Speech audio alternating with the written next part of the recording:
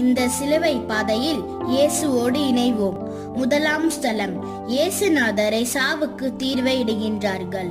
இரண்டாம் ஸ்தலம், இயேசுநாதரின் தோள் மேல் சிலுவையை சுமக்கின்றார்கள். மூன்றாம் ஸ்தலம், இயேசுநாதர் சிலுவையின் பாரத்தால் முதல் முறை தரையில் குப்புற விழுகின்றார். நான்காம் ஸ்தலம், இயேசுநாதர் தமது புனித தாயாரை சந்திக்கின்றார்.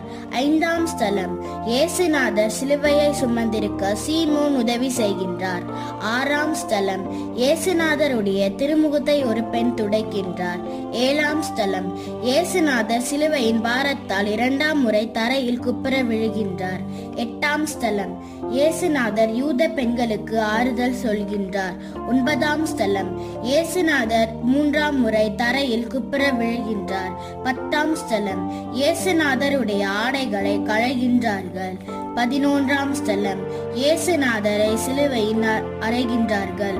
12ஆம் ஸ்தலம், இயேசுநாதர் சிலுவையில் இறக்கின்றார். 13ஆம் ஸ்தலம், இறந்த இயேசுவை அவர் தாயார் மடியில் வைக்கின்றார்கள். 14ஆம் ஸ்தலம், இயேசுநாதரை கல்லறையில் அடக்கம் செய்கின்றார்கள். ஆமேன்.